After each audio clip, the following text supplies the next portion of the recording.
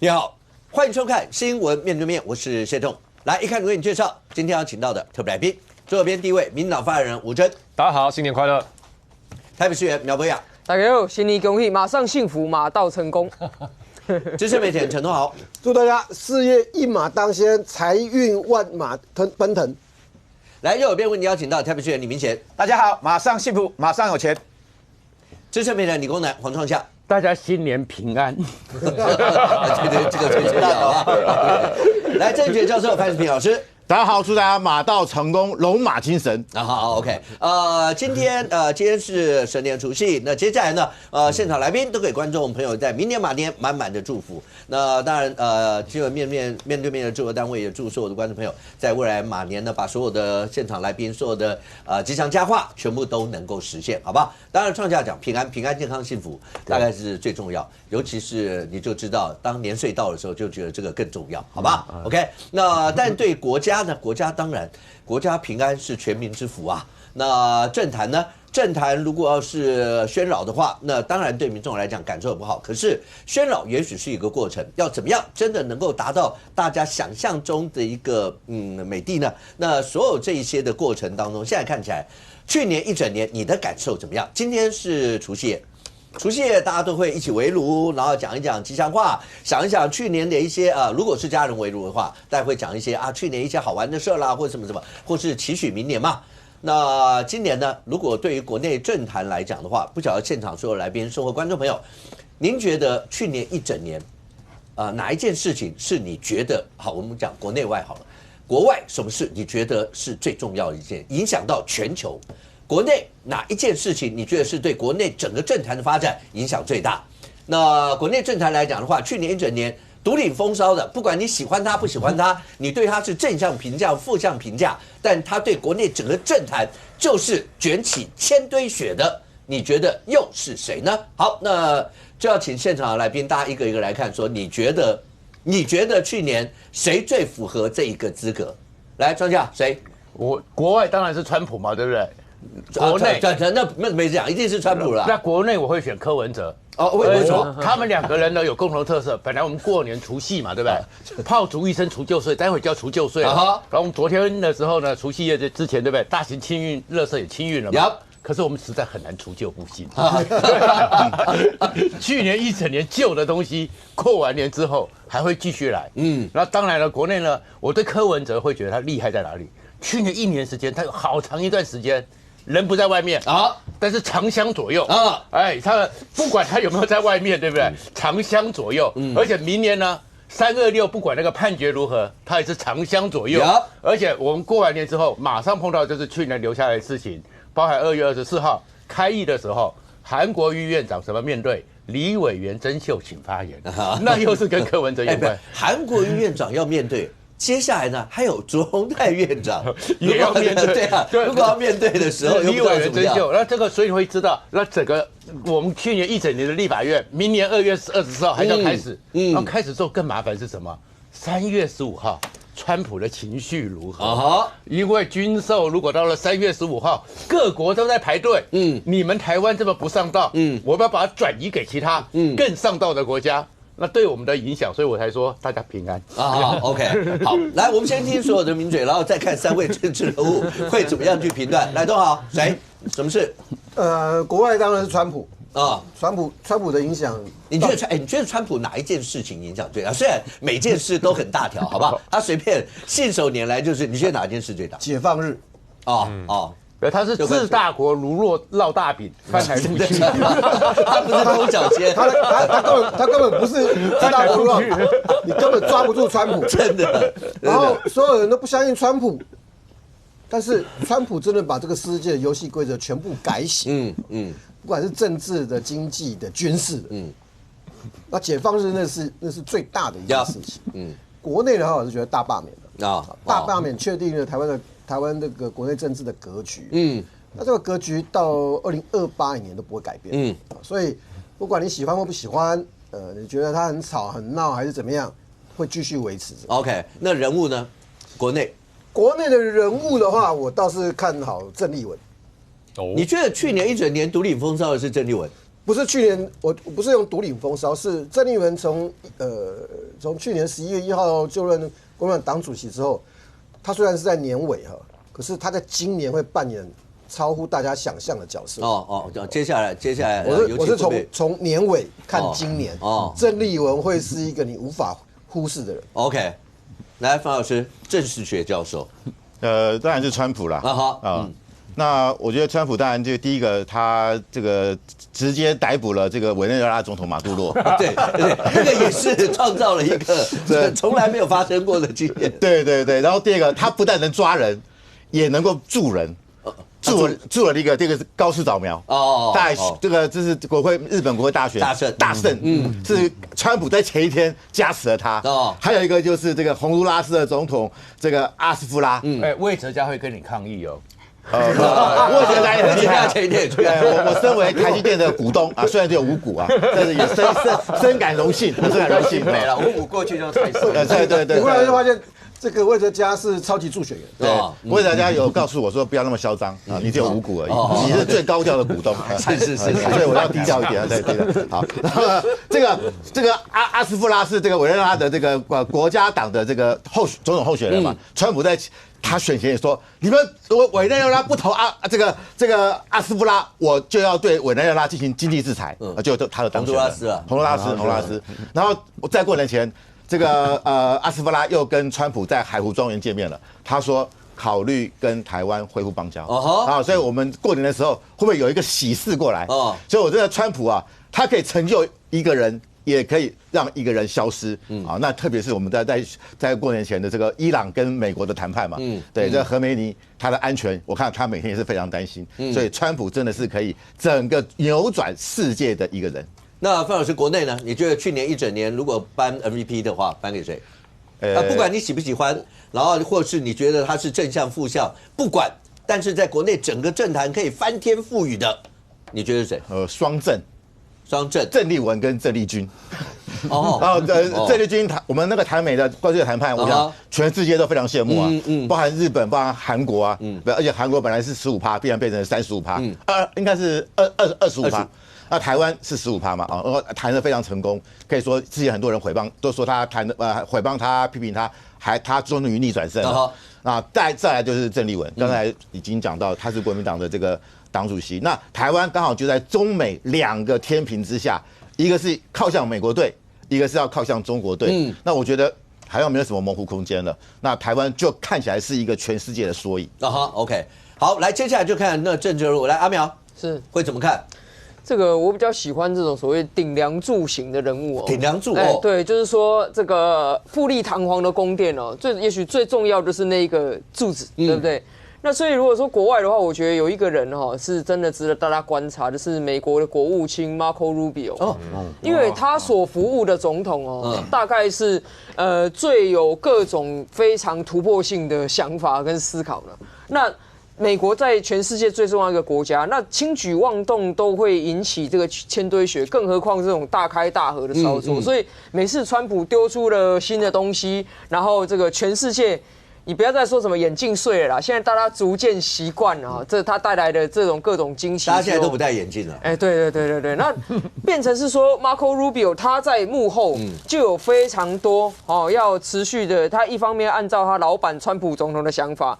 2方面，他必须把局势收拢，再把这个局势拉稳起来。所以我觉得这个工作大概是目前地球上最难做的工作之一对，那相对的，其实我们国内也有还要代理很多国家的总理，对啊，去当总督啦，去当总统啊这些。也就是美国网友只要遇到了什么职位很难做，就会说 Marco Rubio 来代理。对，已经变成迷因了。你看这个美国人也知道嘛，对。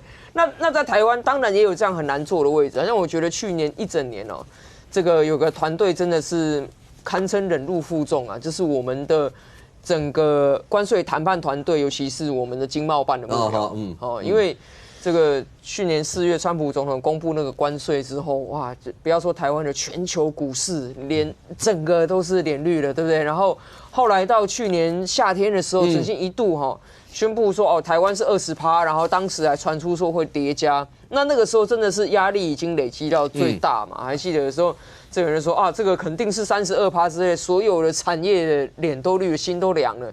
那但是这个经贸谈判团队的郑丽君副院长带领嘛，那下面还有经贸办，还有一群的这个杨珍妮政委跟他的幕僚。其实大家一定是这个树叶匪懈，不断的在谈台美时差还颠倒，对不对？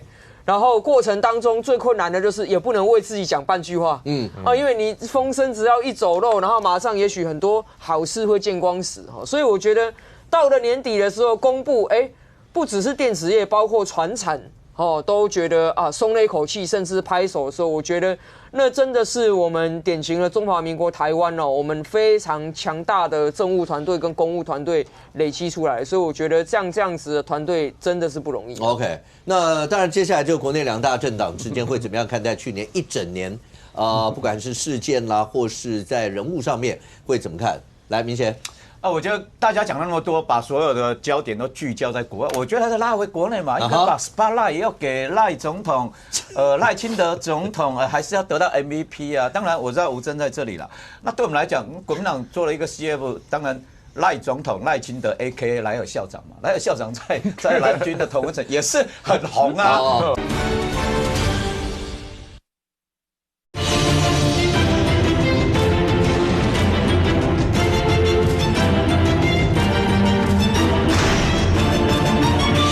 赖总统赖清德 AKA 莱尔校长嘛，莱尔校长在蓝军的同温层也是很红啊，这也是一个术语啦。当然吴峥不一定认同，我们总是要聚焦一下 spotlight 给他。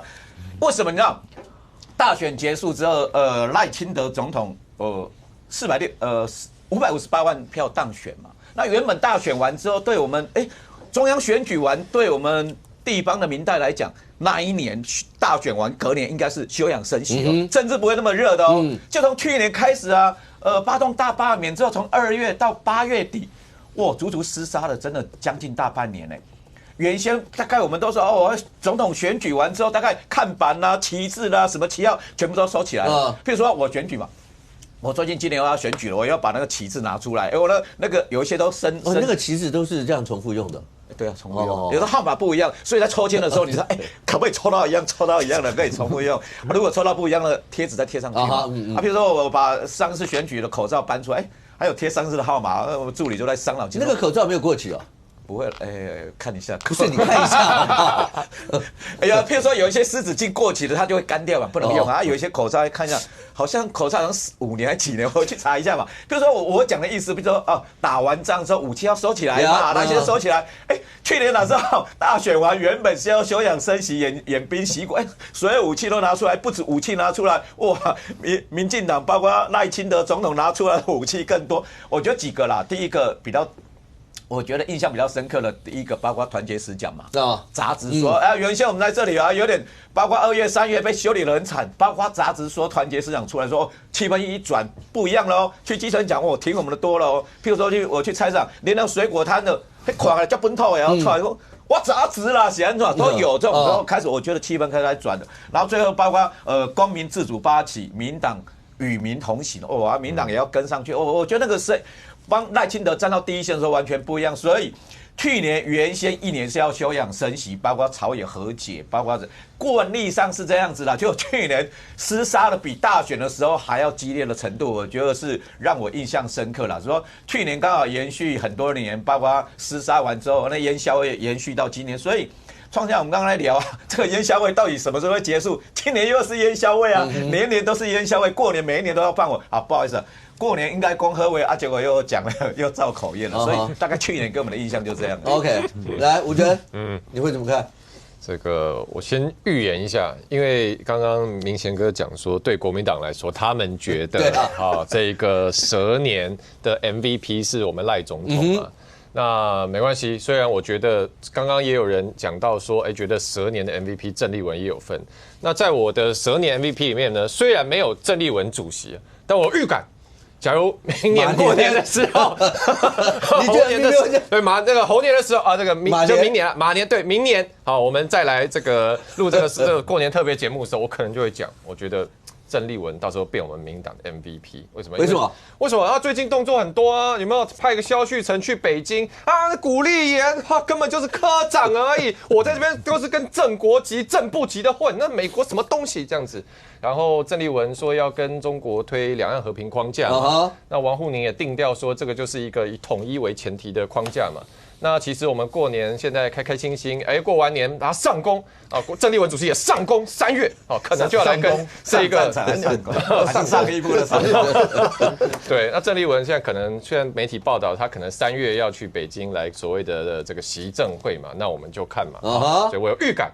对民进党来说，可能新的一年 maybe 郑丽文会是我们 MVP。但讲回来，我们还是要讲这一年的回顾。那其实我的看法跟大家其实蛮雷同的，因为过去2025年这一年，当然川普主导整个世界局势，关税对我们影响深远。但我特别从里面感觉到一个事情是说，他的动作非常的快，等于是他给我一种感觉是他把一般我们觉得在一个总统可能2任任期8年里面发生的事情，哇，压缩到1年。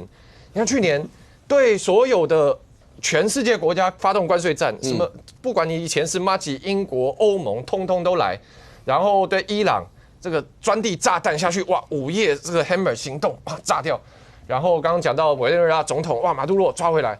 然后现在又处理格陵兰啊，又这伊朗又再回头来处理，就这些事情，其实你任何单一个事情，还有包含还有加沙走廊，你单一个事情放到过去的时期，都觉得说哇，这是几年一遇的大事件。所以对我来说，我觉得看到是说，其实川普主导的美国政府，它是非常积极，然后不容忍浪费任何时间在重塑世界秩序。那这个当然对我们影响会很大了。所以国内的政治人物的话，我其实觉得对我感受来说最深的，其实我认为对我来说，去年的 MVP 是我们郑丽君副院长。因为我觉得大家不要忘记了，就是你看，其实川普大家都知道说他很会谈判嘛，他是谈判高手。我去年还去买他那一本那个1980几年出的《Art of the Deal》，这样来看一下川普的招是什么。因为你看一开始我们现在大家觉得谈到10%、15%，哇，胜利这样子。可是你看川普在川普发起关税战之前，所有人的那时候就觉得说美国要跟全世界课关税，怎么可能？他们也不可能啦，那不是全世界都炸锅跳脚了？可是你看川普这样搞一轮，哇，他对全世界所有国家施压，其实他很大程度拿他想要的。可是我们那为什么我对郑丽君院长的评价这么高？是因为我们台湾在面对的是一个全世界最有议价能力、手上筹码最多、市场最大，然后最会谈判的美国川普政府。可是我们谈到非常好的条件，包含15%，包含不叠加。那特别我觉得一个事情是，我们可以看到，因为台湾其实我们讲说传统产业在这一次其实没有付出太大成本嘛，因为包含我们半导体要去美国投资，传统产业不用，所以代表什么？代表说郑丽君副院长在这个过程中，他是用我们的优势，我们的科技业去当 bargain， 去跟美国谈说，哇，那个我们这个科技业可以来帮助你们，那我们传产这一块如何，对不对？因为你看在欧洲部分，就跟美国承诺要采购6000亿的粮食、能源安全，它是所有行业要一起扛嘛。可是台湾我们有办法做到用我们的优势去保护我们国内其他的相关产业，然后最后让大家争取到一个很好的条件。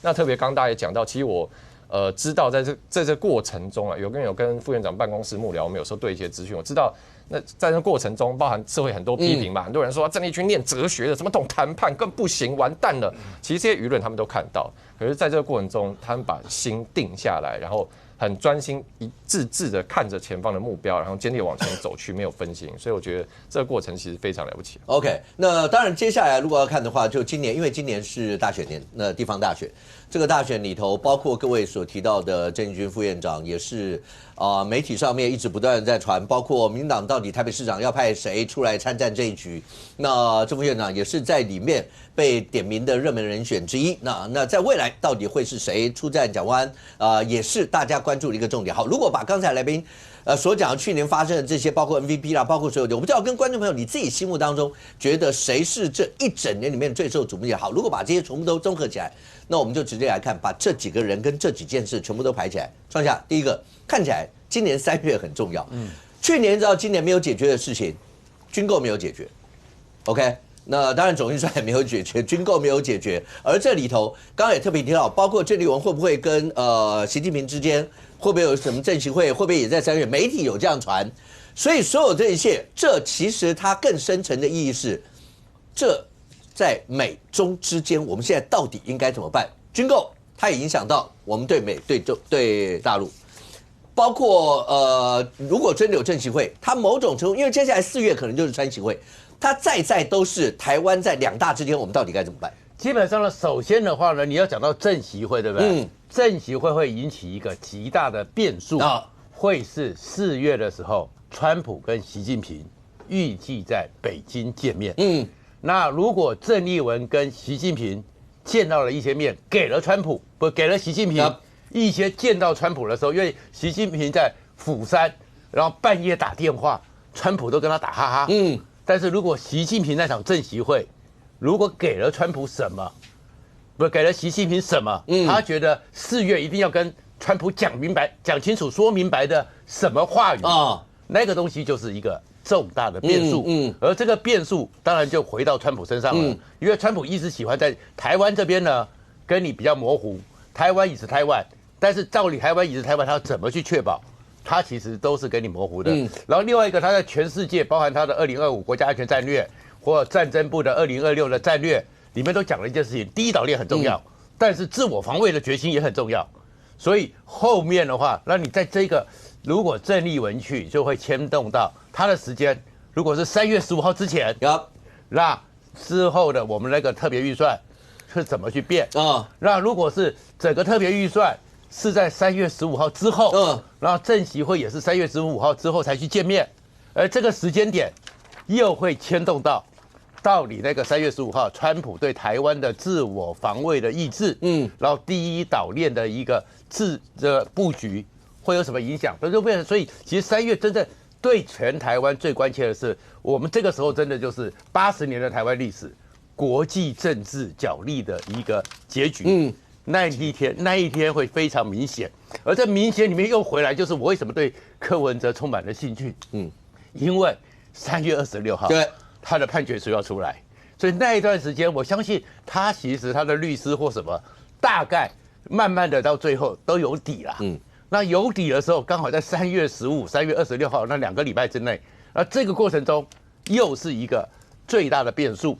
因为那8个也没有黄国昌了嘛，那8个新科的立委，民众党的会怎么走？那应该柯文哲的意向会更强烈。那柯文哲这意向里面呢，蓝白到底是分工合作，还是要分庭抗礼？那绿在这边到底是心存渴望，还是说早就已经认清柯文哲？整个变数都是因为，而这牵扯的都是台湾的安全到底怎么定义 ？OK。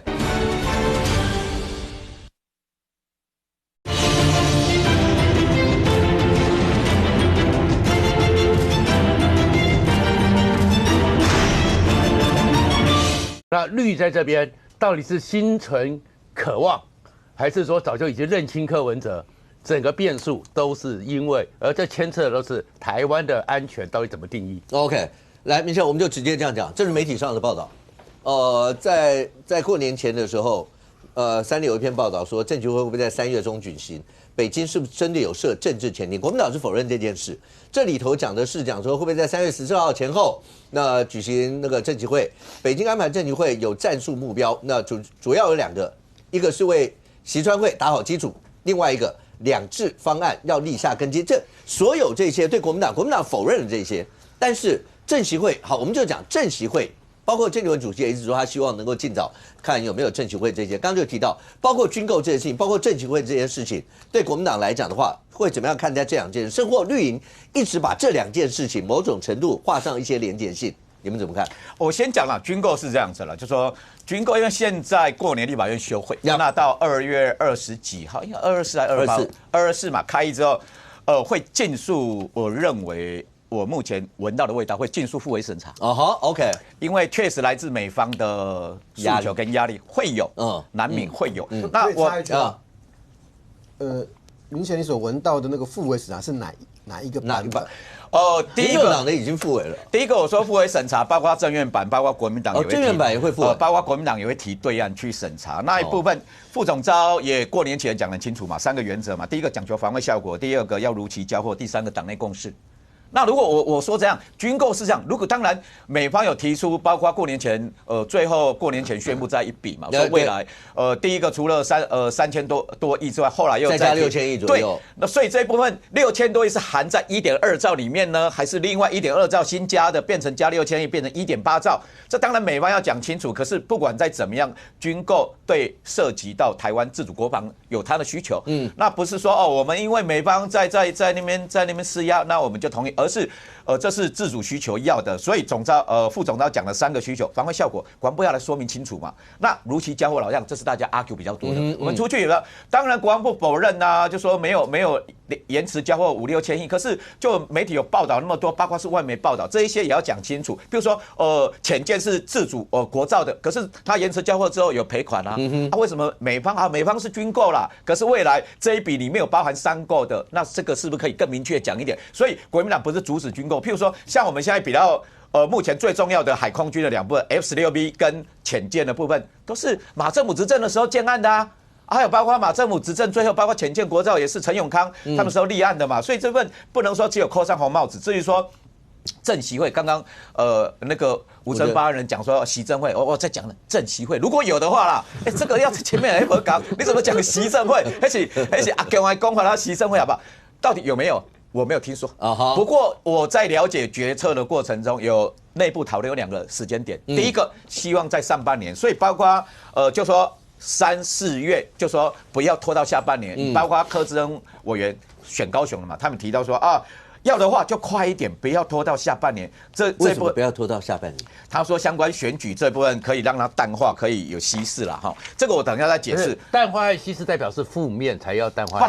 候选人会有疑虑，我等一下光料另外一个考量的决策点是时间点是希望年底选完，挟着先让选举，那有更高的民意让正主席去，这是2个不同的思考的时间点。这样，那最后。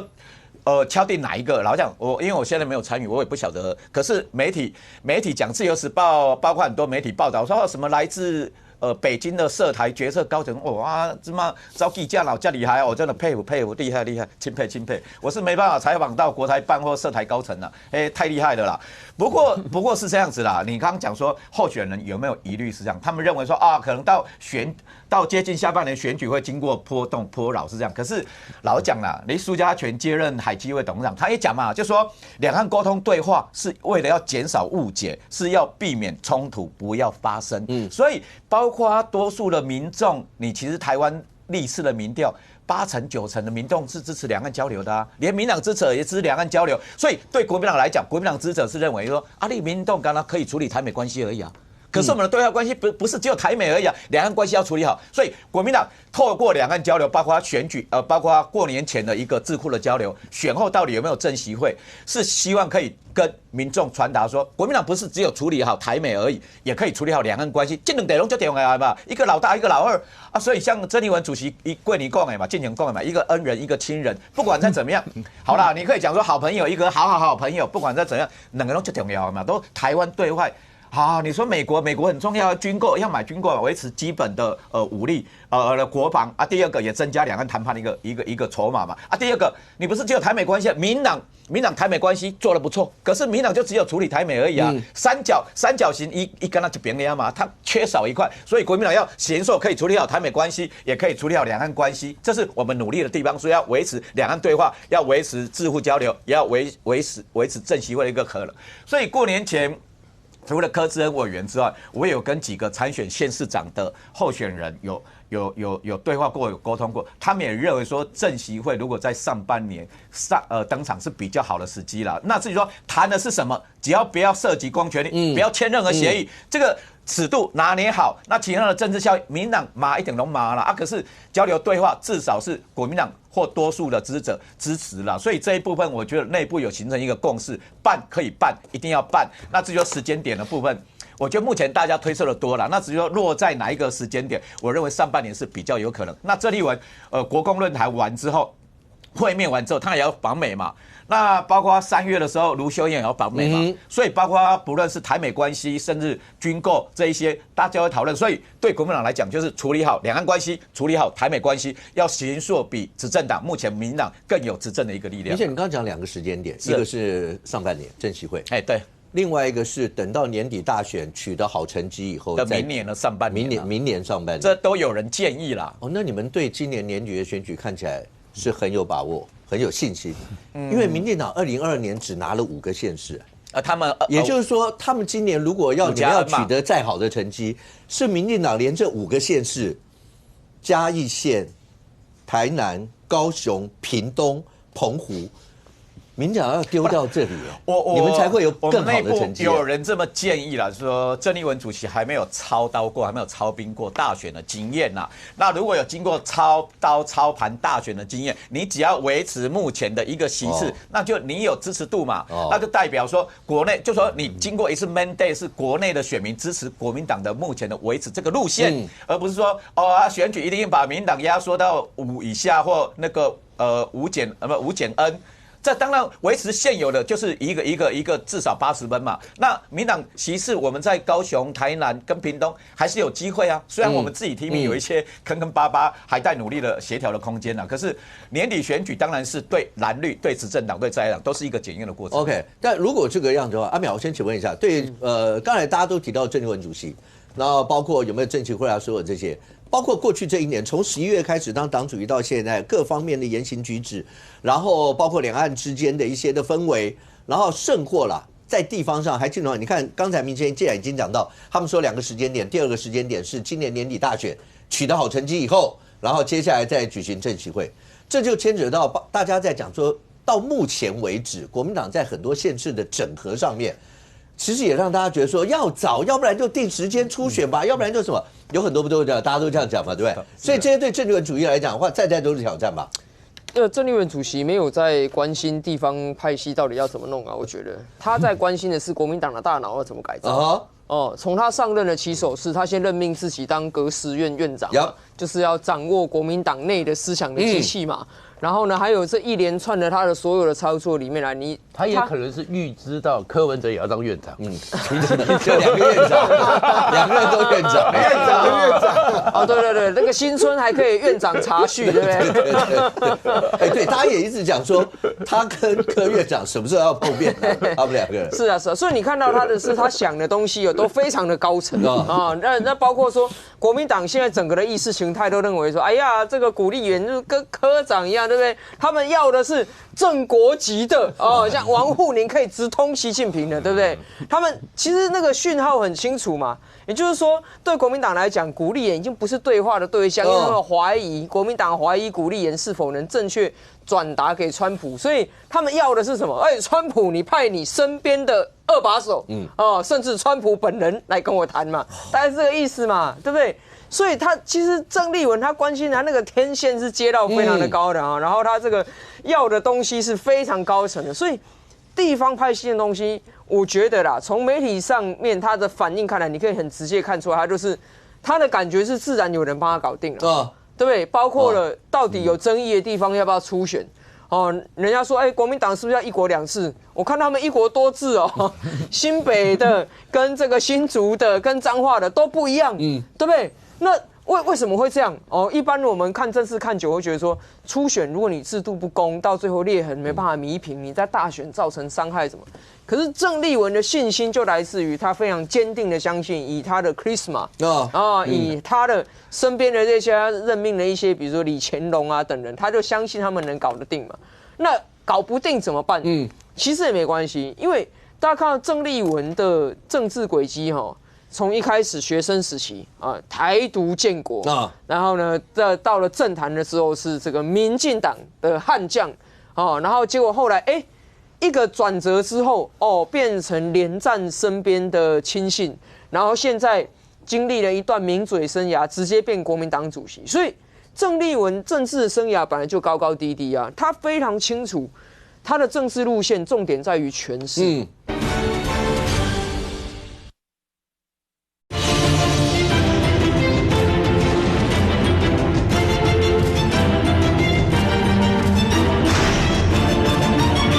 名嘴生涯直接变国民党主席，所以郑丽文政治生涯本来就高高低低他非常清楚他的政治路线重点在于权势，就是如何的把不好的事情、好的事情通通讲成好事。所以就算就算地方大选当中有一些的这个县市，如果被民进党拿走，我相信郑丽文的诠释一定是因为赖清德太独裁了哈，所以国民党呢这个被独裁者欺负等等。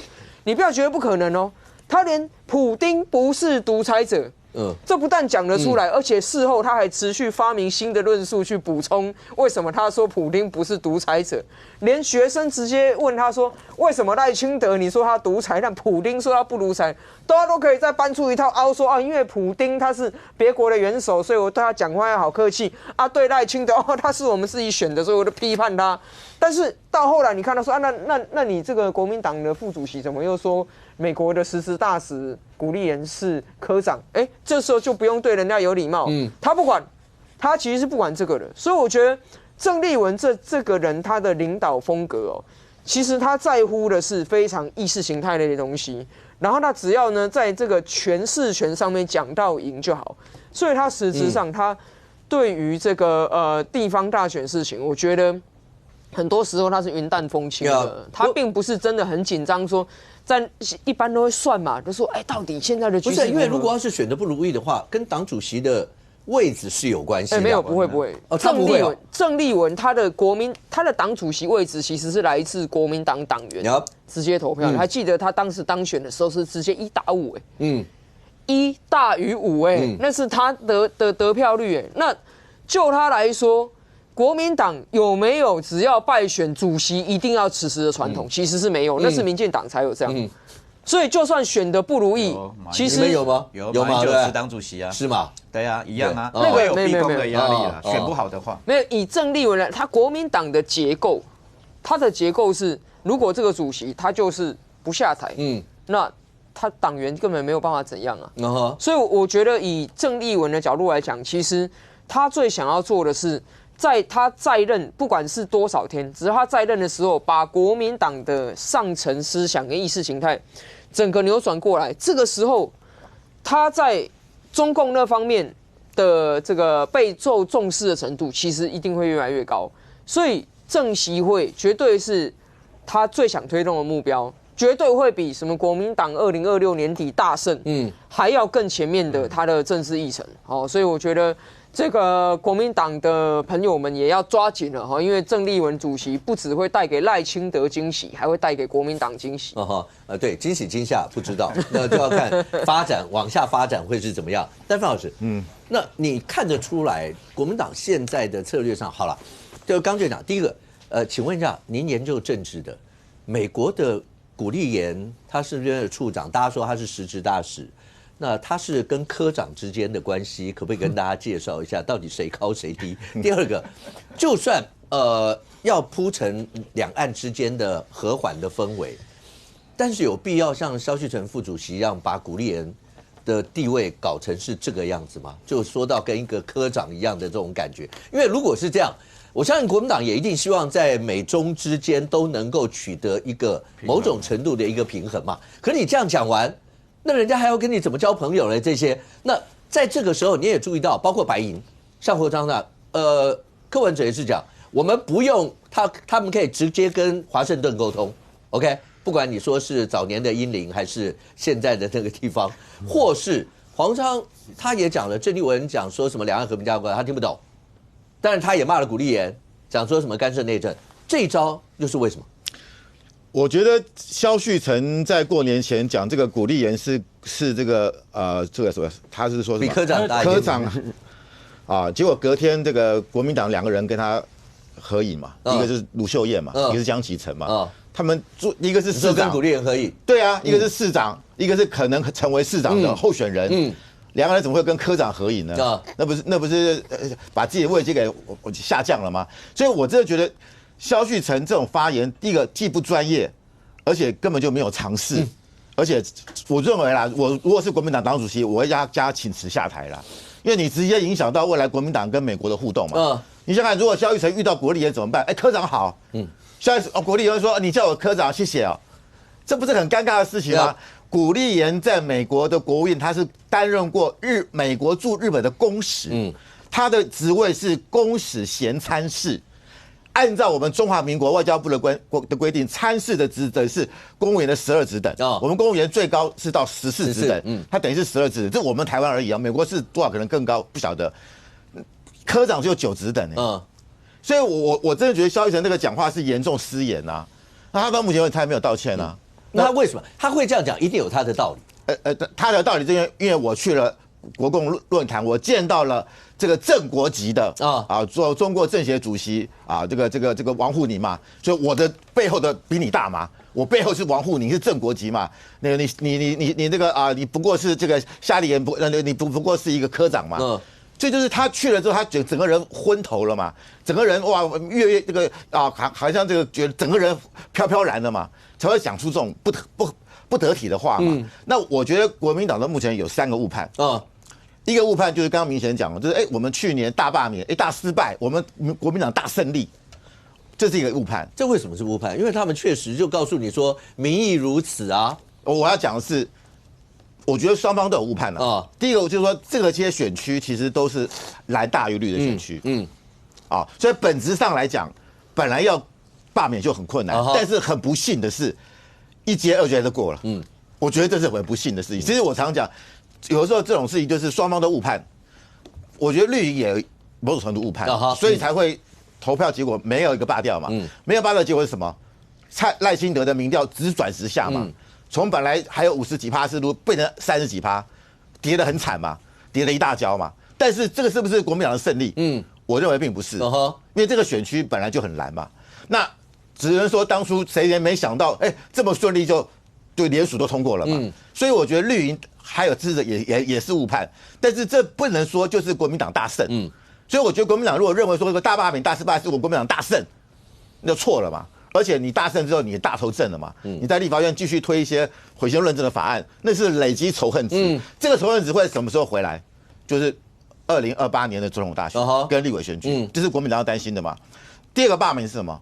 认为跟中国走在一起，我就有票嘛。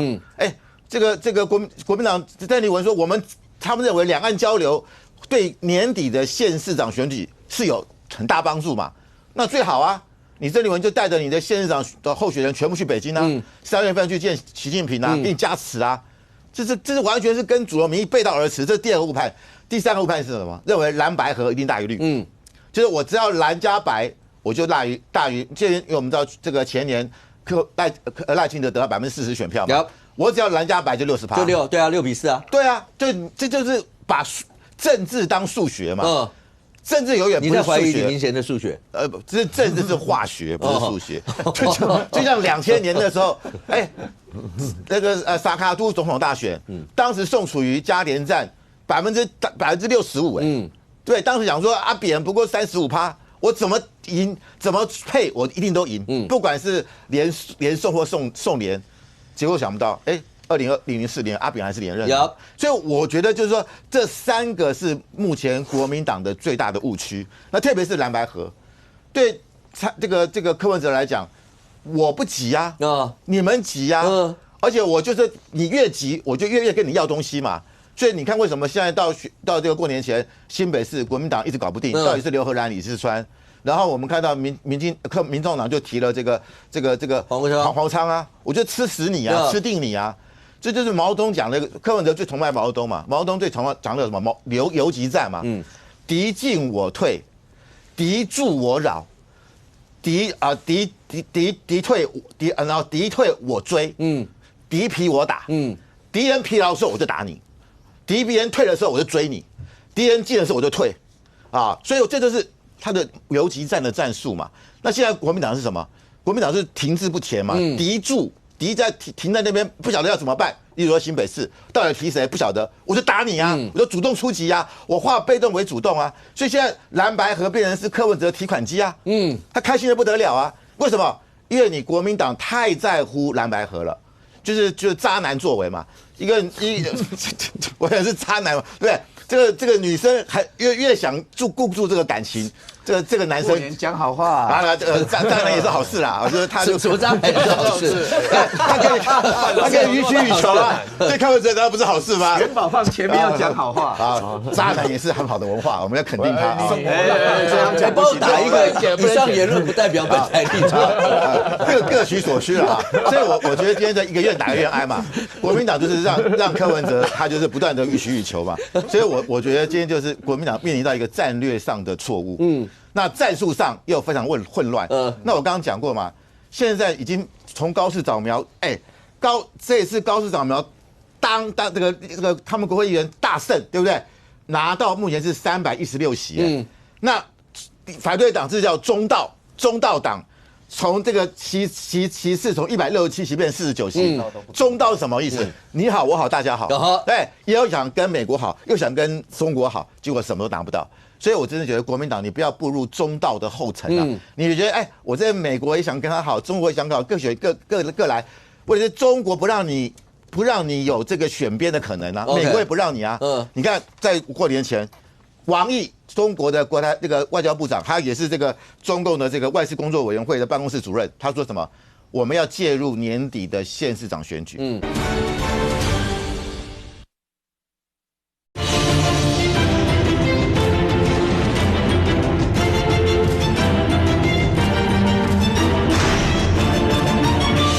我们要介入年底的县市长选举。然后他们说怎么样？我们要推动1国2制。的推进，今年是关键年哦。OK， 就过完年要推进哦。那你这里完3月份你跑去中国，你是要推进1国2制吗？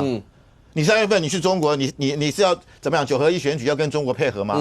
所以当日本已经很清楚的时候，日本就是坚持的站在美国队，跟着美国在一起，跟川普在一起。3月份郑丽文去北京，跟高市早苗去华盛顿，就很清楚了嘛。3月份，所以我真的觉得。国民党还想要搞这个当然他们希望两边都讨好，到最后是两边都不讨好。那我觉得赖清德他所走的这个路线，目前看起来是跟高市早苗一样。第一个，强化国防 ，OK， 高市强化国防，我们也强化国防啊。我们现在那个从小英的国建国造、国际国造、潜舰国造，过年前大家看到海鲲军舰潜到海里面啊，已经完成4次的这个潜航，那个影片出来，大家都非常的振奋啊。当然有人不振奋，那个叫徐小新嘛。所以我觉得后年。想要挑战徐小新的，就背一个海鲲，我就是海鲲，我来挑战你徐小新。你说钱浮起来就给钱，就要沉下去啊，浮不起来，你唱衰海鲲。那所以我真的觉得高市强调国防，赖清德也强调国防。你看我们现在把我们的退伍军人的这个教召越来越强化，对不对？我们的这个汉光演习延长，强调国防，国防自主。第二，强调亲美，跟美国站在一起。第三个，反中。都是跟日本一样，我觉得这就是台日共同的价值。范老师刚刚讲，来，明显很简短回应。高市早苗给你们启发是范老师讲的，你们会站错边的吗？台日关系不能两岸之间跟日中之间的关系不能这样互比啦。我觉得这个局势还是不一样。日本你知道这次当然投票率他们有通讯投票嘛，而且这次投票率，老讲因为。那时候在过年前是下大雪，他实际上去投票率并不高，他是因为早一点投票，而且第二个，他们最主要的投票不是影响外交关系，不是他们主要的，他们考量到国内的通膨、经济因素才是日本选民最关心的。那第二个我要澄清一下说，包括对于说那个古立言的部分是这样子啦，古立言不管再怎么样，他层级是怎样，他毕竟是美国在台湾的一个代表。过去我们的大使叫ambassador， 代表是 representative， 像一样 AIT 经营不是只有经营。执政党而已，像在野党也有 AIT， 阿苗那边也去过嘛，像我那里也常去啊。我AIT 他国庆的时候7月10号都会邀请我去啊，过年的时候今年还没收到了，去年有送啤酒吧。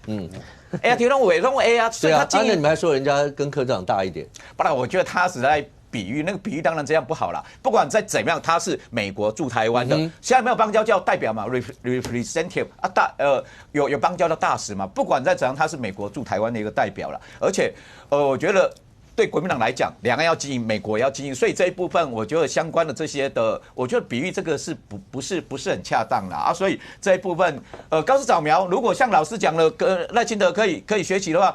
我觉得是这样子啊，高市有他的风波，他有他的魅力。譬如说他那个浮选的时候，他是日本跑透透，好像超过1万公里还是怎么样？所有候选人跟在旁边那个旋风起来，请问吴峥在这里讲不礼貌了，赖总统有这个魅力吗？我觉得好像程度好像不太一样，而且魅力好像 Charisma 好像差蛮多的。你要问吴峥，他一定说有这个魅力啊。吴峥的魅力比赖总统还高。今年相信会有更好表现。OK， 但正好我们就直接讲，对国民党现在来讲的话，内外都碰到很大的一些问题。两岸之间的关系会不会是这次选战里面，大家说地方选战理论上本来不太应该拉到这个层级，可是看起来，因为如果今年真的又有包括政协会啦，又有中间的这些，它是不是两岸之间的关系会在年底选战变成一个重要因素？刚刚又特别提到蓝白合的那个问题，现在看起来蓝营是真的新兴派还是蓝白合嘛？那白营也没有说不要合，只是柯文哲显然他的手法比起黄国昌那个时候，那只能说变幻多策，你不知道到底该怎么拿捏啦。先讲一下，因为柯文哲跟黄国昌这一对这一对真的是非常有趣。刚才在讲说要过年的时候要讲个吉祥话，对不对？ Yeah. 我还一直提醒自己不能讲一马平川。其实一马平川，你本来想讲一马平川，因为一马平川本来是吉祥话。一马平川要用在什么地方？如果今天我是一个创业的人，我是一个在冲事业的人，我祝你今年的事业一马平川，100%好话。一马平川表示前面没有障碍。可是政治人物拿来讲一马平川，而且是黄国昌的时候，尤其对方又有个川字。对，其实台湾一共其实算起来我们有3个耳熟能详的川普、川哥，还有李四川。另外那个川哥我讲的是这个王一川。好了，那个蓝绿各有一个川，所以你知道他玩那个谐音梗啊，意在言外。他不是只有这个样子，他们那个就是国民党这次遇到柯文哲跟黄国昌，新北市重中之重，大家都知道嘛。合起来当然好打嘛，就 ABC。可是政治有时候好玩的，就是说正是你知道他是 ABC 的时候，你知道你不能缺我的时候，那个玩起来才过瘾。黄国昌还做了一个也是很那个的事情，他不是有秀那个六块肌吗？总务陈列天还要做福利挺身吗？他是在对照谁？他对照苏巧慧吗？当然不是。他对照的人就是川普。他自己也讲，他有3点，那比较强的地方，其中对感觉上都是在凸显自己这一块。你知道针对性很强，可是他有没有带脏字？没有。好，他做的这所有的事情啊，是不是可以巩固他的那个15%？会。我们都会想说，黄国昌你扩张性不够，没错。可是他守住那15%。那他守住了15%，那李四川怎么办？好，那国民党的扩张性受限。那国民党的问题，为什么我刚才也讲说，其实以2025年来讲，引领台湾内部风骚的人，当然不是郑丽文。但是当我看到郑丽文接国民党党主席之后，到现在过年前的表现，我确定他绝对是今年新的一年马年最引领风骚的政治人物之一。他不会是唯一之一。李四川到现在为止，那个提名的事情还在，你知道吗？哈，就说我为什么会这么讲，就是说，不是只有李四川，你包括江启臣，所以你都可以知道说，他们其实是民调里面是很强的人。通常来讲，正常的政党的处理方式是什么？这个跟蓝绿无关。我知道这是我最强的一张牌，我会尽快把他的障碍排除。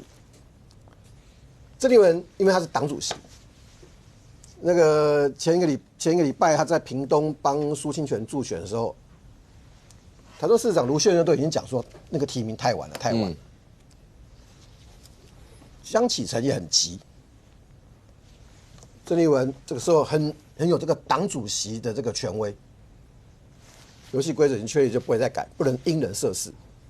然后呢，在新竹县的时候直接讲，如果有人要脱党参选的话，你会碰的这个脾青年种。好，这一切的动作都已经看到一个强势的党主席正在形成。跟白之间，有这一些细节或者一些有剧情的场面出现，在国民党内部有一个正要强势崛起的党主席，这场仗会形成什么样子？你就会打上一个很多问号。东好，可不可以请问一下，柯文哲在这个节骨眼上抛了一句黄国昌要占新北，他说可以谈不能跪。对，请问一下，我本来以为这段话是要讲两岸在谈的时候要有立场，要有什么？但是为什么蓝白合可以什么叫做贵？为什么会蓝白合会讲到可以谈不能贵啊？不能贵的意思更简单讲，就是说白的就是白的，我们可以合作，但我不会是你的附庸，我不会巴着你，我不会巴结你，也就是说我们是平起平坐的。可是你知道吗？如果看看李四川跟黄国昌的民调的时候，不管你看哪一家的，那个差距其实是大的，可是政治也好，或者柯文哲之所以有趣也好，黄国昌之所以有趣也好，就是他可以把15%玩的大于15%。你可以讨厌他，但是他有本事玩的像20%、25%。好，那国民党明明是优势啊，长期执政啊，但是国民党先解决内部问题。所以我认为一个强势的党主席正在崛起当中会怎么样，你不晓得。再过来，外部因素。这个也是跟强势党主席有关，从来没有看过一个国民党的党主席在县市长选举的时候主动做两岸议题，这个是郑丽文大概是这10年来你看到的第一个，这是他的使命。我们不揣测他了哈，不揣测，但是我们就结果论。然后呢，你知道2月9号刚好是中国开他的对台工作会议，1年1次。他确定的重点有2个，一个是当年习近平谈出来的那个1国2制和平方案啊，这是不变的重点。第二个是呢，针对台湾的9合1选举呢，成立工作小组。好，这个中国因素已经进来了，然后呢，还是忍不住要讲一下萧旭岑，因为萧旭岑是他在国民党从政过程中有一个很重要的恩人，不是亲人。叫做金溥聪，金溥聪大概没有人怀疑他是亲美派的。那萧旭岑从政的过程中，包括在国民党中央党部工作，乃至于到在马英九总统的时候担任总统府副秘书长 ，AIT 他一定有接触，然后甚至他还接手了那个第1次的马习会，他不会不知道AIT 处长代表什么意思。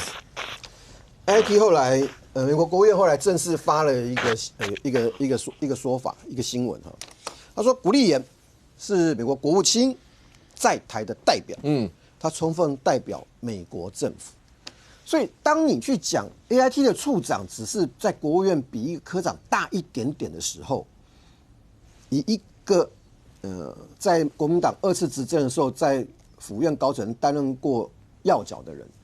做出这样子的言论跟判断，而且是在国共论坛的智库或者智库论坛之后讲出这个话，你在对照这个2月9号中国的对台工作小组里面，其实里面还有一件事情，就是他们很在乎2个案子，一个是1.25兆的军购案，第二个是15%的台美关税，这2件事情都是中方非常在乎的事情。他是副主席，他不是路人甲，这个都是讯号。那从来没有看过这个国民党这么党中央这么用力的把这个中国因素拉到还没到了选举热身就已经年初就拉到那么高，所以他后面今年年底投票会怎么样，难以想象。OK， 来吴峥，要不要先回应第一件事？刚刚明显在质疑。你们赖主席、赖总统是不是有高市早苗这样的 charisma， 能够带领着民进党能够打一马平川打这一仗？那除了这个以外，好了，我们讲军购跟什么？赖总还是一直在呼吁说，在讲军购啦，所有这些。但在这个大架构之下，刚刚大家都特别提到，那是整体上面包括。因为蓝白在立法院毕竟是多数嘛，所以这件事情在未来刚明显讲说，可能他们就会复委，他所知道的大概年后也会复委啦，或什么这些。问题是解决了吗？那除了这个以外，刚刚来宾都特别提到，其实国内政坛如果讲一个柯文哲，他把蓝白合只要摆在手上，你完全想不出来他为什么会讲出一个可以谈不能跪，你也不懂他什么时候会讲你不要玻璃心，你都不知道他什么时候。当他在2年以前他们在选立委的时候，他就把李珍秀摆在这个里头的时候，你也只能佩服他。到2年以后，整个国内他现在还只是对不起。他那个院长是院长，对国家治理学院院长，他不是党主席，他也不是立委，也不是总召，他只是国家治理学院院长。我用只是有点不礼貌，拿掉。那但是显然那个翻江倒海，大出大家，现在大家全部从年前讨论到年后，甚或连24要开议的时候，到底该怎么办，都是大家看的重点啦。哇，这好多个问题。我先讲这个，明贤刚刚讲了，就是说我们赖总统，如果赖总统说宣布解散立法院，那国民党要跳脚，独裁抓到了，果然想学尹锡悦，就这样子嘛，对不对？宣布嘛，那就不走我们的宪政制度，总统没有这个权利嘛。可是你说，有没有类似这种？好，我们就来说哈，大家就拼这一次。其实我们之前也讲过啊，如果国民党要发起倒阁的话，那按照我们的宪法，就是如果立法院发起倒阁，那在行政院长可以提醒总统解散国会，所有民进党的立委，我们的现在其实也通通都要下去重选了。对啊，那我觉得对民进党来说，这件事情不是不可能。如果真的走到内部的话，你这一说就要在野党发动。你说内阁制啊？你说要内阁制还是现行？不，你们对行政院就是如果提起倒阁啦，提起不信任案的话，那可以最多可以解散国会嘛？要总统先啊。总统先，怎么先？不要让过来让过去，这个又回去，不要再鬼打墙了。好了，我讲回来，军购现在刚刚大家也讲到3月15号，美国已经直接讲这个 deadline， 所以我觉得国民党也不要再去讲什么交货延迟啦，什么这个钱如何，这些都是借口，因为这个3项要借齐的装备里面，第一项是托式飞弹。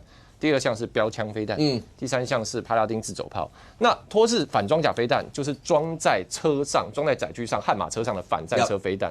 标枪飞弹就是这明显哥你很了解，单兵使用一个人拿着的反战车装甲飞弹。所以如果新的会期国民党还在卡我们军购，甚至最后让我们买不到这2项装备，那你不要讲什么钱不钱、交不交货，这2个都是现货。那你要回答全国人民，回答我们国军的问题。为什么你要在战场上让我们的阿兵哥用血肉之躯拿步枪对中国的战车？为什么你不让他有单兵的反战车武器？这是国民党要面对的问题啊！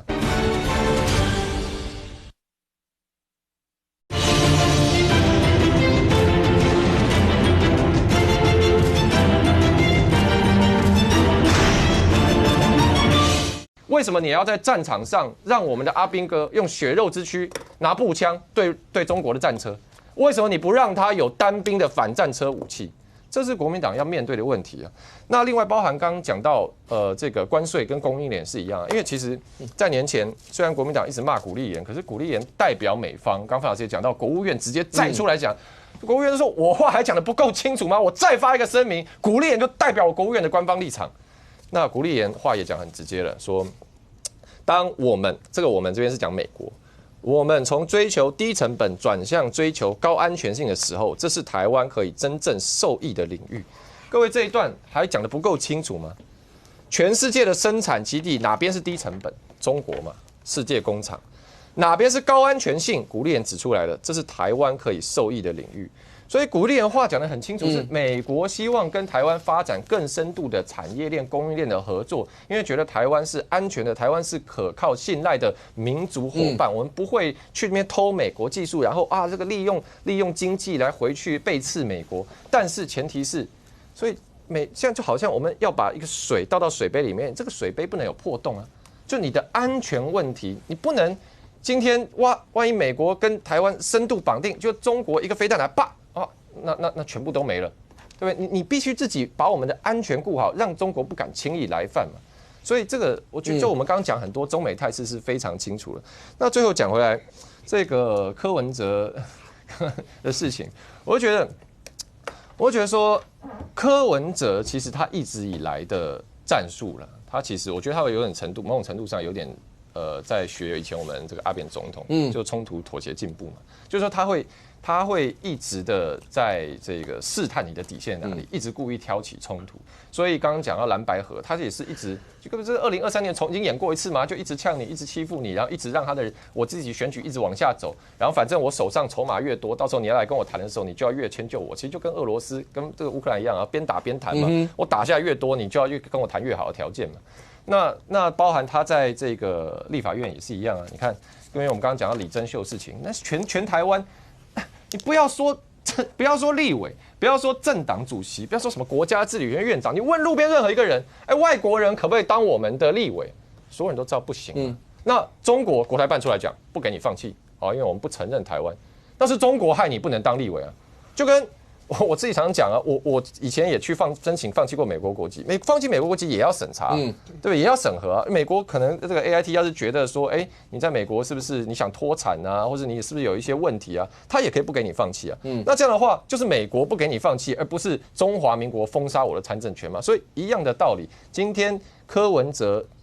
我相信他完全100%知道这个事情跟逻辑，他就是故意要制造冲突，故意要博取声量，故意测试立法院会不会为民众党转弯。那我觉得这件事情是不能发生的。OK， 但范老师，所以柯文哲在2年前他就知道，因为他们前面还有提徐春英嘛，那时候是让子弹，现在是让炮弹。对，然后现在又是李珍秀这件事，显然柯文哲他一定有他的一些战略的目标的想法，或者他就是要我们讲陆配这一大块，是这样吗？可是这整件事情到现在，好，今年的选举，包括柯文哲，你看他在蓝白合之间的态度啦，所有这些，那黄章的态度跟他看起来是不太一样，过程，所以当他讲出刚刚讲说可以谈不能跪，类似像这些词的时候，那年底这一趴，那对国民党来讲，国民党到底该怎么样去因应这些啊？我觉得柯文哲真的是政坛的奇葩了，因为他最崇拜的就是毛泽东嘛，他很多毛泽东什么。第一开就是他最敢，什么事都敢做。你看1945年的时候，日本快要投降前，他去这个重庆跟蒋中正开这个双十会谈。蒋中正派飞机去，他不敢做，他怕蒋中正在埋炸弹，他找那个美国驻中国大使赫尔利跟他一起做，要死大家一起死。然后到了重庆，蒋委员长万岁，哇，喊得这个震天尬响。不到4年，这个淮海战役这个平津战役、辽沈战役一结束之后。中共越长江之后做的第一件事情，他知道跟李宗仁谈判，李宗仁是代总统嘛，蒋介石已经退位了嘛，他说要和谈，第一件事蒋介石列为头号战犯，就这样子啊，他没有什么不敢做的哦，我可以跪下来跟你磕头，我也可以站起来说，就是把蒋介石说我就是要抓你。那同样的啊，柯文哲2014年跟民进党合作，选上台北市长。2018年，大家记得2018连任的那过了那几天，他跟小英去看那个北门拆除那个高架桥，他那什么态度？我就看不起你啊，我要鄙视你啊。所以我觉得柯文哲他非常的灵活，那他现在就吃定国民党嘛。就我刚刚讲过，国民党越犹豫的时候，他就越主动出击嘛。那今天你说李珍秀，他为什么敢？你国民党不敢啊？你国民党磨磨蹭蹭啊？你不敢提一个中配啊，我就敢怎么样？哪怕现在从他李珍秀就宣誓就职到现在为止，到过年前这个争议不断，我就挡得住子弹啊。那怎么办？那未来中配的这些票，包含他们的家属，会投给谁？会投给民众党啊？你是我的代言人啊。可是传统上这一块，大部分都觉得比较偏蓝营的票，所以对蓝营来讲，就要眼睁着看这些票被白营攫取吗？还不止这个。当你国民党越来越红统化，当你3月份你这个郑丽文去了北京见了习近平，然后你现在配合中国的一些作为，然后加上萧旭晨这些反美的说辞，你把本来中间蓝，它可能是亲美的，它可能是友日的，你就全部把它推掉了嘛？那谁要来接收？柯文哲接收啊。所以柯文哲是有战略眼光的哦。我不只要中配的票，我要的是中间蓝、科技蓝或者是浅蓝，我要搜刮为我所用。然后接下来你看嘛，黄国昌，你到时候要谈，好啊，我退啊。那你国民党你的这个市议员你要让几席？例如说这个选区国民党就现在有4席的当选的市议员，你们这次就提名3席，1席让给我，就这么简单。现在国民党地方会炸锅，炸锅就炸锅啊！炸锅黄国昌出来啦。你国民党输了几新北市吗？新北市是台湾人口最多的城市，后年的总统大选最关键的啊，你国民党你要让给这个苏小慧吗？所以到时候国民党变成腹背受敌。可是万一真的要因为这个样把新北丢掉，国民党的支持者会原谅柯文哲吗？会原谅黄国昌吗？会原谅白银吗？反正我就提了嘛，你本来你4席市议员，你只能提3席剩那1席，那我民众党的基本盘加上年轻人投票，我会上啊。然后完了之后我跟你争什么？议长、副议长。你蒋跟黄，你还想当议长吗？跟我换，对不对？我要起码一个副议长，好不好？你当议长，你继续干。这个就是连中小平都看得出来的危机啊，还不止新北、台北、桃园。新竹市、台中市，每个都要。我问你，你国民党怎么玩？所以我觉得国民党现在还在每天想着这个郑丽文去北京什么？我跟你讲啦，就光是这个东西，中国已经说要操纵年底的县市长选举了，你怎么去跟宋涛、王毅交代呢？所以我常常觉得攘外必先安内，国民党现在是安内都安不了，那你怎么攘外？所以这是他最大的问题。问题是现在没有个人站出来说。郑丽文，你现在不是要去见习近平，你现在赶快先把李四川跟刘慧兰搞定，然后去跟民众党谈吧。结果呢，郑丽文整个人说起来，所以我真的觉得国民党现在最大的危机是这个。来，明显两个，第一个，你们怎么看李珍秀这整个争议？因为好像国民党其实并没有大声的出来在这一块上面有太多的一些的声音，是吗？那国民党会怎么样看李珍秀委员这样的一个争议？第二个是。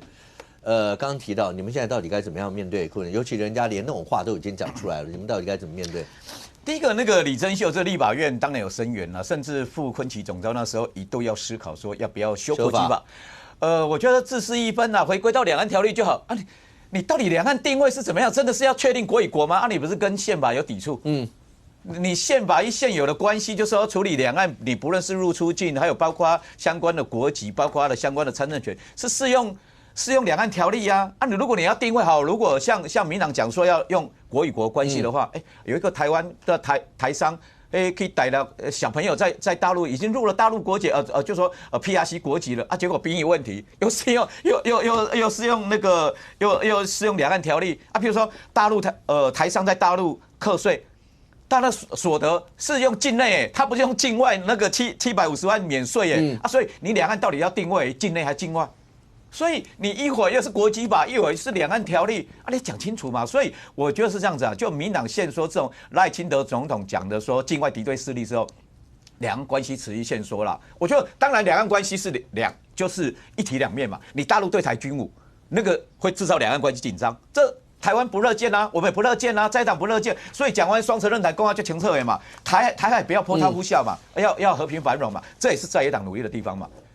第一个，你对岸卖下气给他军购，你的那个对台军演可不可以说一下，或调整一下嘛？你要去南海或东海，你不要针对台湾的包围嘛。第二个就是说，两岸之间要降低敌意啊，是要降低敌意螺旋。譬如说去年我看一下不止李珍秀，你入生的部分不到100人这好事情吗？我觉得这都不是好事情啦。那至于说蓝白之间感谢范老师的苦心教诲了。范老师每次有时候我觉得最后的结果都会跟他的预测有点背道而驰了。我们就是继续看下去了。那蓝白之间有各自的那个努力跟各自的冲突。他有机会的部分，你把机会最大化嘛。县市长的部分一定合作，那县市议员的部分就各自登山努力嘛。民众党他在新北一定要提名。那我们操盘的包括黄志雄主委他也提到我们提名就说争取过半嘛。那民众党要提名4席，我觉得这个不冲突了。当然有一些在选区的部分会有冲突，譬如说在台北市，包括松信啊，包括那个中正万华，这些会有冲突的地方。那只要席次如何双方如何把它击他目前的大方向，柯文哲讲说大战略是蓝白合作嘛。那当然他有他的想法，他要维持民众党他的主体性所以县市长的部分，我觉得合作的成分会比较大啦所以譬如说新竹市的部分，我们就先礼让。那至于说新北的部分，还是也合作啦。那至于说县市议员层级的部分，这一部分我认为就会有竞争了。阿淼，我先问一下，那对李珍秀来讲的话，接下来在立法院呢，大家都来看2月24号以后，因为现在官员都说那个密集以上我不会提供，甚或我搞不好也不备询，所以接下来呢？所有的官员、行政官员在立法院看到李珍秀就当是个空气吗？就不管怎么喊就不理他，然后也不上去，最多立法院长叫我上去，我就站上去，但是他讲什么我都当没听到，他要什么东西我也都不回。那我们的民众接下来在立法院就要看到这一趴吗？但是这不只是李珍秀问题，你看接下来这几天，有民众党的包括要跑地方选举的人，然后你到了市场去。我们的民众有很多会愿意表达自己的想法，他就直接问他说：“中国籍的人可以来当我们的立委吗？”他就会直接这样。那黄国昌是碰到有一个摊商不是吗？也直接跟他讲了你要不要怎么样？那支票开出来啊？那有什么样的一些想法，要让民众什么富国利民要开出来，很多都会直接这样出现对抗的我觉得台湾的民众这个心中对于所谓的实质正义或实质的公平，其实是有一把尺的。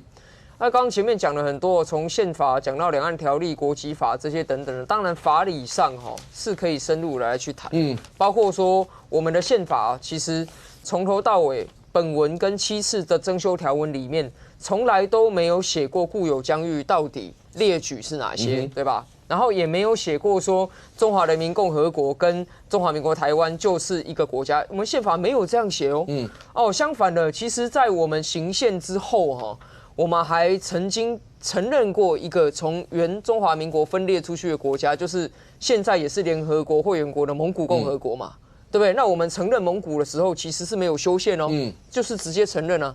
所以你说宪法上面有没有我们直接承认中华人民共和国跟中华民国台湾就是互不隶属？绝对有嘛。好，那当然这个参选报名按照选罢法是按照两岸条例，但是就职在国籍法里面有一条特别规定，说你不能双重国籍，双重国籍人1年之内要完成放弃，这个是写得很清楚的事情嘛。但是我是认为说，民众其实不用去钻研这么深的法律啊，你只要问他一个问题，就是说，那中华民国台湾跟中华人民共和国到底是一个国家还是2个国家？就是这么简单的问题。如果它是2个国家的话，那为什么拥有这2个国家国籍的人，同时拥有这2个国家国籍的人，可以优于其他一切所有别的双重国籍人，他就可以当立委，其他人都不行。我坦白讲，如果李珍秀啊，他真的可以把立委任期做完的话，李庆安可以准备申请国赔了。因为他是美国人，为什么凭什么李珍秀是中国人兼中华民国人，他就可以当立委？但李庆安是美国人兼中华民国人，他就不能当立委了，对不对？如果说啊，李珍秀他这样子可以的话，还有一个冤大头，现在坐我右手边，他是吴峥啊，他还没当选他就放弃美国籍了，他与生俱来的，他在美国出生的啊。李珍秀是当选2年了，都还没有正式去办理放弃嘛，因为至少到他目前，他那个有收件章戳的那一张一直拿不出来嘛，所以我觉得民众心中是有一把尺啊。当然你说行政权基于这个捍卫同一个标准，不管你是美国、德国、法国、日本还是中国，只要你有双重国籍，我们就认为你不应该进入立法院当立法委员。那你这个线要画下去的时候，当然执行上我觉得你要注意你的态度。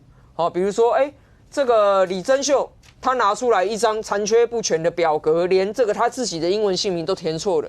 那是不是未来我们行政机关提供资料给他，也不是说全部不提供，而是在关键的部分就把它挖空嘛，在机密的部分把它挖空嘛？你李珍秀你怎么对我们台湾社会大众，那我们就拿出同样平等的态度对待你。假如你连一张填写详尽完整的放弃国籍表格，连最基本的盖了收件章戳的放弃国籍表格，你都不愿意来真诚面对台湾社会大众，那你怎么又这么特权要求说我们要以这个所有你要什么全部都要给你的态度来对待你呢？我觉得这个是违背我们台湾一般人所拥有的非常素朴的公平跟正直的理念的啦，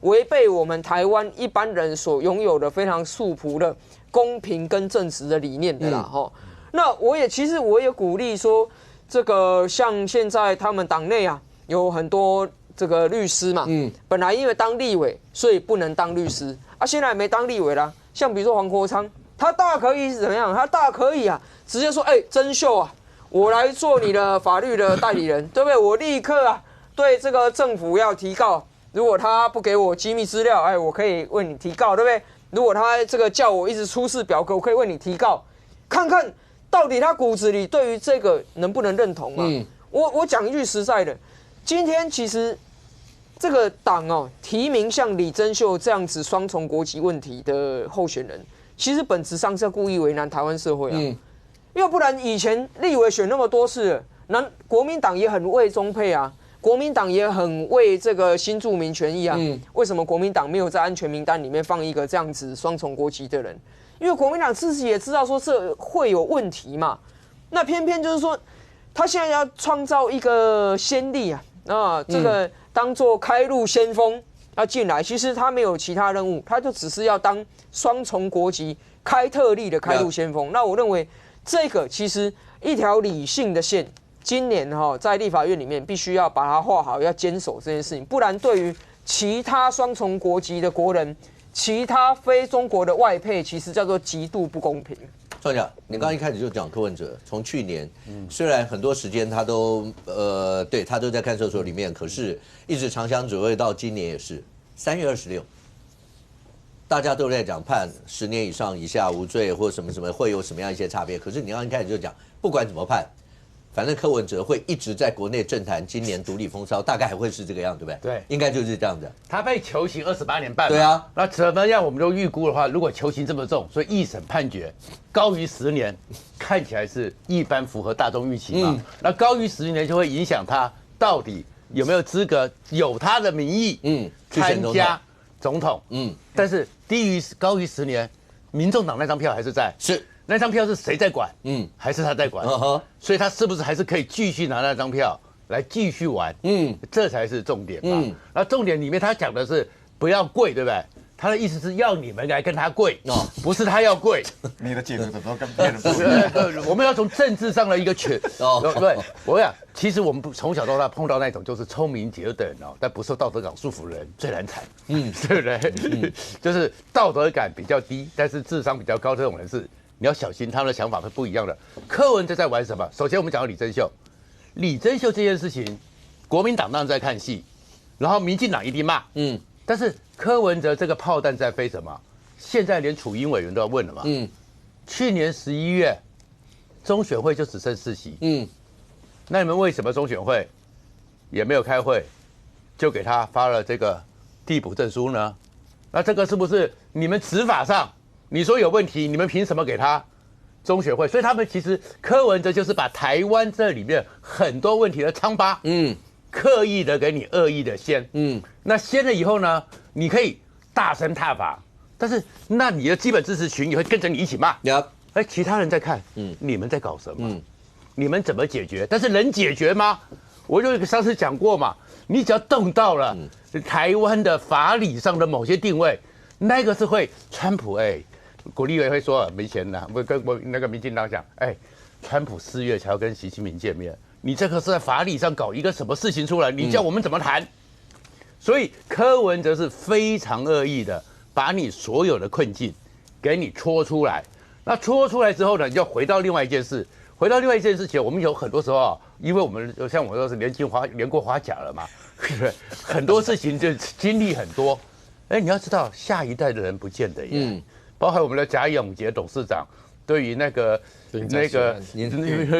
世纪血案都搞不清楚，都没有听过，年轻人懂吗？不懂。所以说，你看柯文哲支持群，他巩固在那边，他是一个无本生意，只要继续扩大，就是他的无本生意。黄国昌也是啊，黄国昌你要看那个各种民调里面有一个状况，李四川好像很稳，都会赢，但是黄国昌那一票。年轻的那一群是很铁的是黄国昌支持了很多的而且李四川离开了新北市10年那个20岁到30岁，他们那时候在国中生的时候根本不知道他们有个副市长叫做川博，30岁到40岁那种时候年轻人10年前他们肯定也不在乎副市长是谁，那黄国昌不一样所以黄国昌就是筹码就跟你玩，你国民党就来谈，你国民党最后是因为你要担心到。你以为说现在国民党很多人都说一定会弃保，黄珊珊最后有弃保吗？没有黄珊珊最后没有拿到了20几%。对啊，黄珊没有弃保，弃保有个关键原因是真的很紧绷，而且那个代表人呢是有charisma魅力的。那是川博讲实话，川博没有粉丝，川博没有粉丝，所以柯文哲就跟你赌嘛，那赌这个是换什么？嘉义啊。其他地方换所以柯文哲反正无本生意，最后呢，你国民党来跟他跪，那至于民进党呢就糗你民进党怎么解决李珍秀？那是民进党要去解决，因为你骂了3个月，还是李珍秀还是这个身份，直到1年之后解职，但是那3个月，其他的选民在看会怎么看？会觉得这个政府有能力解决问题吗 ？OK， 但正好我们刚刚讲柯文哲，对他非常灵活。譬如说，我们讲新竹，大家知道新竹市是白银大本营，对，但新竹县这次是国民党很头痛的地方，所以年前柯文哲跟徐熙颖去扫街，这摆明了就是徐熙颖需要白银的票，柯文哲也趁这个机会告诉蓝营说，你看你们的人有多需要，而且还有师傅。对啊，你看看这状况对国民党要多头大啊。这个很合理啊。许信营因为现在跟那个我们新竹县副县长陈建贤的事情，也是吵得不可开交嘛。那所以我一直讲说，这里面本来应该要扮演角色的人叫郑丽文嘛。当郑丽文做事或不做事都有影响。好，那因为他是要用国民党的原来的规定，30%的党员投票，70%的民调。许信营当然这时候要拼啊，所以就会出现这一幕嘛。出现这一幕。好。这个他是讲巧遇，当然不是巧遇，这是在我们那个竹北的天后宫那边有个市场啊。这个区呢是在比较竹北，我们竹北啊大概可以分成2个区，以高速公路以东啊是传统区，这一个区呢闽南人比较多，不是客家人比较多了。然后呢，客家人其实在这个旧竹北省道其他地方会比较多，然后一直到这个湖口。那为什么要在这个地方呢？你知道2024年的竹北市的第一高票就叫柯文哲，竹北市的第一高票，柯文哲的第一高票还有像林口，就说你讲到林口，为什么？因为那边有科学园区，有龟山，然后呢，竹北当然你就想要竹科，然后柯文哲在那边拿票拿到多少？接近40%哦。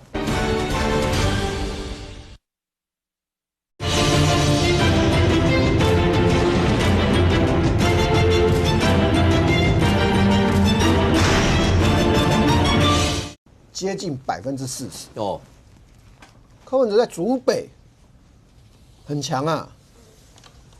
那徐信营遇到那个副县长陈建贤之前请辞了他的党部主委。你要知道，国民党的新竹县党部啊，是陈建贤这10年来一手自己出钱处理兵制练饷治筹，不用国民党花钱的，所以它整个是他的。他带出来的每一个乡镇都有人，你就可以知道这叫陆军。但是柯文哲在我们竹北有快要4万6千票，当然不是代表每一次都会投出来那么多了，可是一定还有实力在嘛。然后这个区块又是民进党，其实算是比较弱的，因为2024年那一次啊，时代力量的王婉瑜在那边选，他也是第一高票。虽然没当选，为什么？他在竹东输掉了，所以竹北有一块不是那么喜欢蓝或绿，你可以说是第三势力。那这个一进来以后，我跟你讲，陈建贤真的很强，可是会头痛。空军呢？空军的强度就在于你不可预测，有的时候是虚的，有时候是实的，而且你知道，这打到很严重而且。不是那么都会区，它不是都会区。对，我就跟你讲，它不是我们竹北是有一半是非都会，一半是小台北。OK， 它是一个很有趣的地方。他们那个打到什么程度，你知道吗？有一方啊，被怀疑某一方啊，之后透过做民调，然后民调的内容是问徐熙莹，你知道徐熙莹曾经脱党吗？你知道徐熙莹有师父吗？针对性很强。你知道吗？所以这个就是在考验国民党有没有能力调整处理什么内部矛盾。你在处理矛盾的时候，徐熙莹就直接跟你讲，就是引柯文哲自重，辖外以自重。为什么？有票。柯文哲有没有威力？有。新竹县市，你不要开玩笑。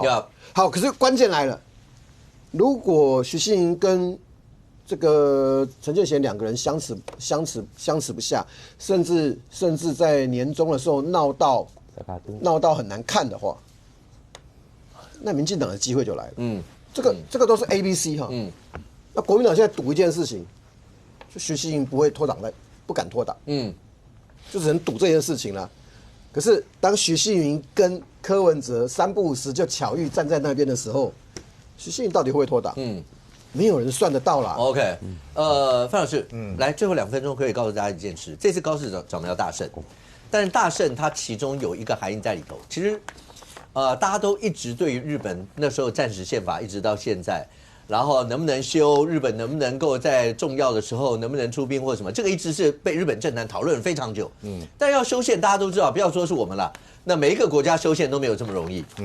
但这次他加上所有的其他的盟友执政联盟加起来是过了修宪门槛，所以现在有人讲说日本包括他的自卫队要怎么转型，包括他在未来修宪上面甚或是不是都可能会出现有一点转变，这个是大家观察的一个重点，是吧？对，其实应该讲他目前应该就可以单独修宪。他因为拿到316席，310席就是修宪门槛1/3。所以我觉得，如果再加上这个维新会的话，是绝对可以了啊。那第一个他要秀就是非核三原则。所以我们知道二战日本是全世界目前唯一有受到核弹攻击就是日本嘛，包含这个广岛跟长崎，所以日本一直以来是非核的。但是它未来有没有可能重新包含核能发电，包含像是核武器，这第一个。第二个就是这个自卫队可不可以改成，例如说国防军？我们知道因为日本2战的时候是和平宪法，那日本的和平宪法一个很重要，就是说我不能去攻击别人，除非别人打我之后，我才能反击，所以它叫自卫队，所以叫自卫队嘛，自我防卫嘛。但是未来如修宪完之后，如果我发现敌人有可能对我攻击，我可不可以先下手为强？因为你等着被打再回击的话，你已经受伤了，而且你回击能力可能受限。但是我在对方已经，例如说他的部队已经集结了，或者他的导弹已经注入他的这个燃料，我认为他有攻击的可能性，而且目标很明确是日本的话，我就可以攻击。OK。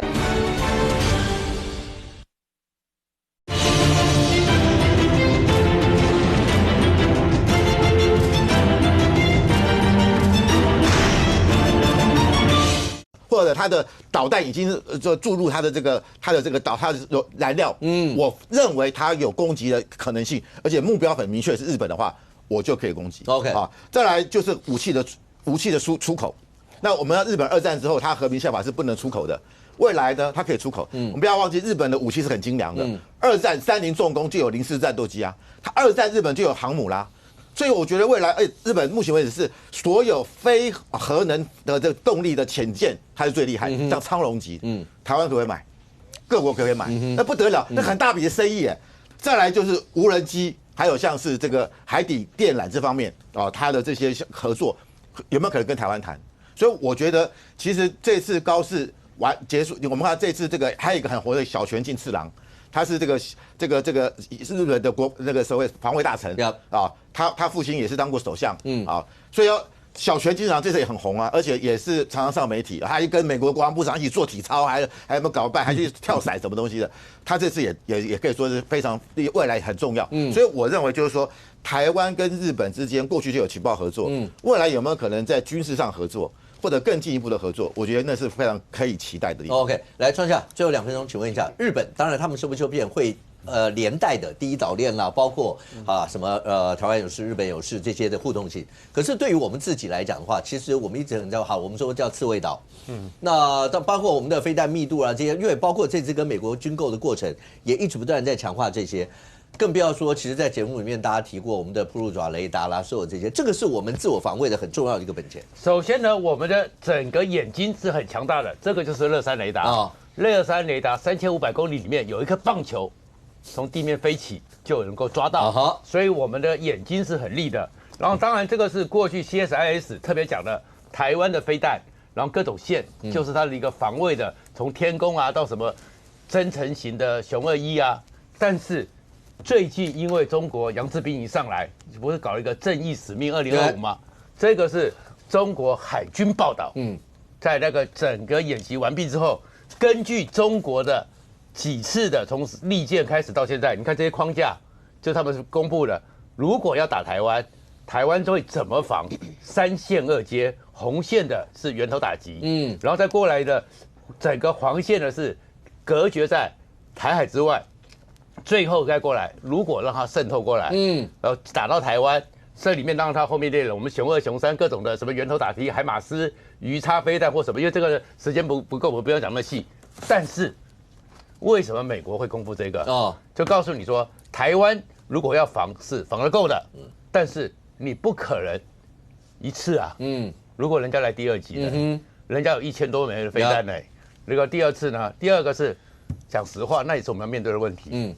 我们少子化，我们真的要让子弟血肉上阵吗？这也是其实为什么对于现在美国他们很 care， 他们在下面谈的另外一件事，包含鼓励人谈的另外一事，无人化载具。无人化载具去搭配现在的刺猬岛，才能够让我们呢变成一个解放军的地狱景象。然后为什么无人化载具？为什么鼓励人刚刚又讲那段话对台湾很重要？他已经不，假如你要看清楚鼓励人在做一件事。他在做的事情是美国在乎的事情，其实国民党要谈的话是把它当成筹码。鼓励人讲的是无人化载具，美国有脑，美国没有手。能够有这样供应链的，有这样精密机械的生产的能力，生产供应链是台湾的手，但是你们的好朋友黄国昌把那些预算都砍光了。OK， 在未来来讲的话，那你看到国际局势这样一些的转变，那未来会怎么样？包括国内政坛去年一整年的纷纷扰扰，今天是蛇年的除夕，那希望一整年的纷纷扰扰随着除夕全部都送走。OK， 那接下来是明年马年，那马年刚刚来宾的所有的马年吉祥话太好说了。OK， 那当然也希望在马年里面对国内不管是国内的政坛啦，或是整体以台湾来看的所有的世界局势，都能够有一些正向一些的发展。那当然也有待包括现场来宾跟所有的政治人物，大家一起努力哦。非常谢谢现场所有来宾，也非常谢谢观众你的收看。明天大年初一，我们明天见，拜拜。